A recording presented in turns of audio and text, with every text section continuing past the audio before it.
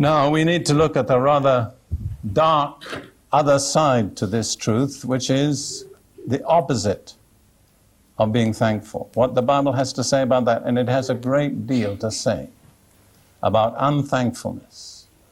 I'll just point out to you what to me are very, very significant statements in Scripture.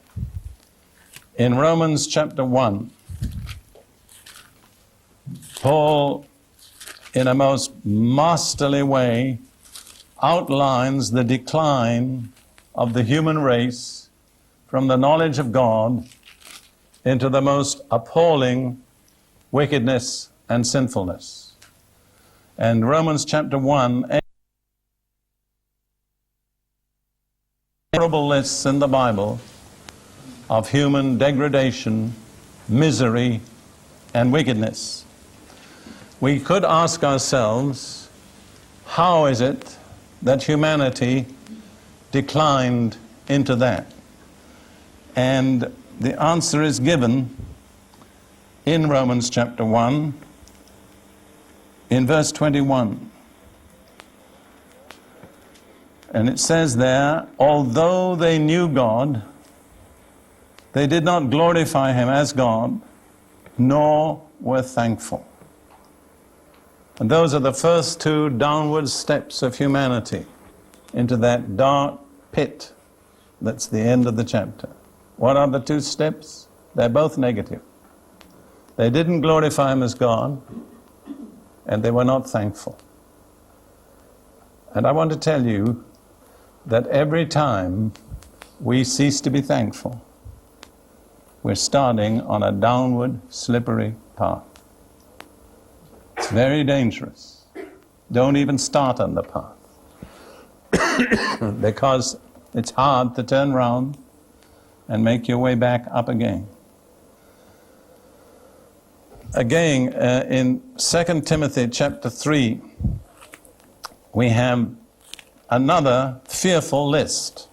It's interesting to compare Romans chapter 1 and 2 Timothy chapter 3. Romans 1 is what I would call the logical outworking, and 2 Timothy chapter 3 is the historical outworking. What is humanity going to be like in the last days, at the close of this age? And here we have this picture, beginning in verse 1 of 2 Timothy chapter 3. But know this, that in the last days perilous times will come. What will bring the perilous times? The decline of human character. For men will be lovers of themselves. That's the root of the whole problem. Lovers of money, boasters, proud, blasphemers, disobedient to parents, unthankful. What's the next word? Unholy. You see where unthankfulness finds its place in the list, next to the unholy. And I have to say, to be unthankful is to be unholy. You cannot be holy and unthankful. And if you are thankful, it's a very great help to being holy. What's the opposite of being thankful? What kind of conduct is the opposite?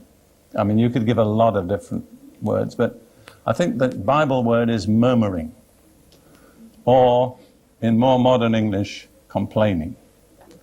And I want to suggest to you, basically, if we're going to say anything, it's going to be either positive or negative. There's very little in words which is neutral. So if we are not thankful, we will almost certainly end up being murmurers and complainers. Now, don't ever by any means give any indication, but how many of you lived with complaining people? Don't answer me. One lady raised her head, she just couldn't keep it down. But I think you'll agree it's miserable. Don't be that kind of a person. Let's look at what Paul says in 1 Corinthians chapter 10 and verse 10. I think it's verse 10. Yes, He's warning Christians against falling into the same errors that Israel fell into after they were delivered out of Egypt. And he says in verse 7, do not become idolaters, as were some of them. Verse 8, do not commit sexual immorality. Verse 9, let us not tempt Christ or Messiah. And then he says in verse 10, let us not murmur, as some of them also murmured and were destroyed by the destroyer. And there are many examples of this, but if you look in Numbers 21, Israel became discouraged or impatient because of the long, wearisome journey.